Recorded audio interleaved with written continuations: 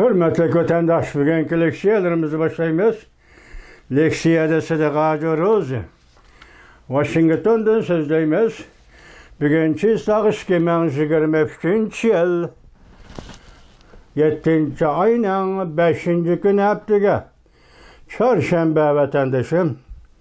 Bugün tarihteki Uygur için etkanda ulaq bir gün. Yani Uygur yaşları karşılık körüstüp, Ürümçinin köçelerde namayış kıldı. Xitay hükmürallığı karşı bir inkılap idi. Bir milletin batırlığı idi. Bir millet royunun kayta çaknışıydı. Tükmeydiğen, ilgilmeydiğen, boysunmaydiğen, müstemlik hükmürallığı karıştırdığan Uygur millet ruhinin kötürülüşüydü. Xitay dehşetlik bastırdı. Ulanın ruhu biz bilen bille. 14 yıl oldu. Biz ulanın köңlüdeki nişanları yetmekçi bolgan nişanları yetiş ve oylagan hiyallarını işe aşırı üçün ve şu yolda kurban bolgan şu halk üçün, şu millet üçün bugün hem can tikep güreş kılıvatımız. Güreşlerimiz netice bade vatandaş. Amerika Koşmuş Ştatları 2021 yıl 3. ayının 18. günü Amerika Koşmuş Ştatlarının Alyaska ştatıda Xitay Kompartiyasının söhbet vekilleri bile ötközülgen söhbette Amerika Koşmuş Ştatlarının devlet ştakatı Antony Blinken Amerika Koşmuş Ştatları Aksaray Devlet Bexaterligi Komitetinin Devlet Bexaterligi Mesleğetçisi Jack Sullivan'la dedi ki Uyguristan meselesi Cungo'nun işki emez.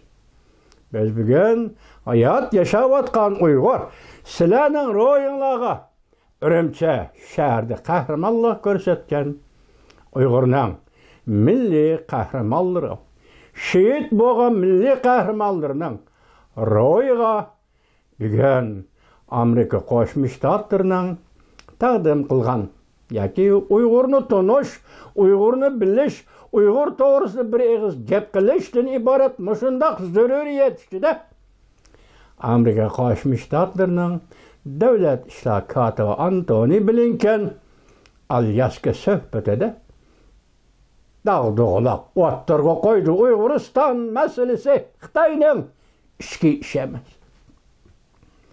Yatar cayınla cennet bolsan Uygur'nın oğul kızları. Tuyuksuz gayip bolgan 10 mingga yakın Uygur. Tirek kömülgen 500'den artık Uygur. Ürümçi tağarısıga tirek kömülgen 500'den artık Uygur. Allah sizlerge medet bersin, sizlerning ro'yinglar bizga hamdam bo'lsin.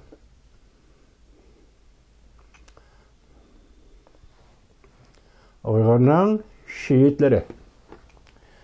Bugünkü kısa haberde vatandaşlar ekranda Cungo'da hemen nersi yalgan fakat bir nersi rast. O bolsa mı? Aldamçılık rast. Yerlik hakimiyet maliyesini yar elip gitti. Bankalarına uçuk aşkarı bulaşkı başladı. Kelgüsü de pul tapkanda kaytırıp birimiz dedi. Merkezüle yerlikle bir taraftan aldap bir taraftan gacaşkı başladı. Halkın iktisadi kumran oldu. Hatta ol koçsumu dumulap düştü. Yani Cumhuriyet soda kıldığın Amerika'nın ol koçsumu dumulap düştü. Hem de resmi mavzuğa keleylik mavzu. Cumhuriyet'de kursak bekeş kıyıllaştı. Abduri siyaset, iktisat frontu. O zorcu Çin şavının 7. ayının 5. günü 1 saat ilgili YouTube Ekranda yana bir xabar. Bank tugaştı. Mavzu mundaq. Jungoda hürmetlik erbab ahirki çağrısını işqi saldı. Özünün tizrek halak buluşu üçün küç üstüge, küç koştu. Rongyan'ın dünyağı nazarı 7 saat ilgiri 7. ayının 5. günü YouTube. Xi Jinping takat kılıp turalmadı. Li Keqiang bilen Jurongji'nin adamlarını işiltişke ciddileşti. Lekin Jungo iqtisadına hiç kim qutuldurup qalalmaydı. Chimpoko 15 minut ilgiri 7. ayının 5. günü YouTube. Jungo'da hemen hersi yalgan. Ekranı yazılıptı bugün. Bunun burun Çavuşen'in başlığı Kim Jong-un şuna degen edi, dep bagan edi. Hemme Jungoluk, barlık Jungoluk aldamçı. Anlagan mı vatandaşımına gepne? Bütün Jungoluk aldamçı. Bugün bunu Jungolukla özü ekranı yazıp yani Çin Şav'ın profesör obzorçu sözlevatkan ekranı yazıptı vatandaşım. Endilikli sizlerge yana bir xabarimiz hem leksiyaga hem yana vaziyatga munosabatlik vatandaş. Mavzu mundaq navbatda Jonanxay Sören Palaslı qilmasa faqat bo'lmaydi. Mavzuli xabar 7. ayının 4. günü Yangi Tanglıqlar televiziyasi e'lon qilindi xabar. Mundaq boshlan. Jungo iqtisodi buran chapqon ichida qilib qoldi. Jonanxay qarzga bo'g'ilib ketdi. Muşu yılın avvalki yerimidi yerlik hükümetle 4 trilyon 400 milyar yuanlik zayım tarqatdı. Bunun içinde birden 3 kısmı konu qarzda qaytırış işiltildi. Taşqara dünya matbuatla Jungo'da yerlik hükümetin qarzı Asiyanın birinci numurlu pul muamele xatari deb atıdı. Mutaxassislar mundaq ko'rsatdi. Yerlik hükümetle qarz xatari intayin zor xatar. Jonanxay bu xatarning qanchalik xatarli ekanligini bilmaydi. Qachon portlaydi bilmaydi. Faqat Sören Palasli qilishdan boshqa Jonanxayning chorasi qolmadi dedi. Tunigulaten o xabar bu xabarni so'zlab keldi. Qanda bugun to'rbattirib butun qarashingiz Jungoning iqtisodiga.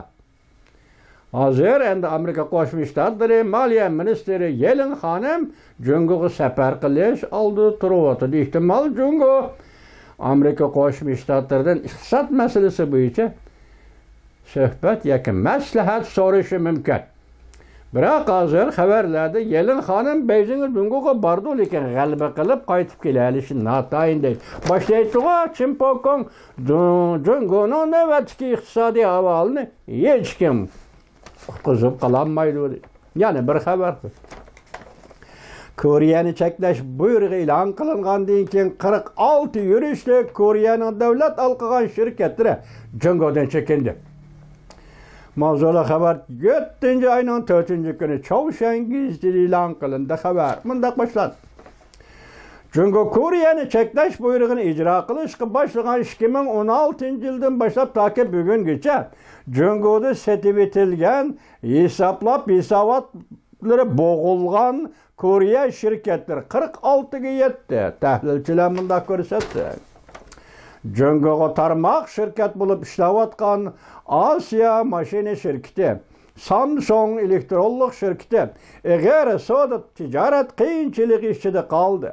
Parça mahsulotlarni parçasetish 13% azlab ketdi.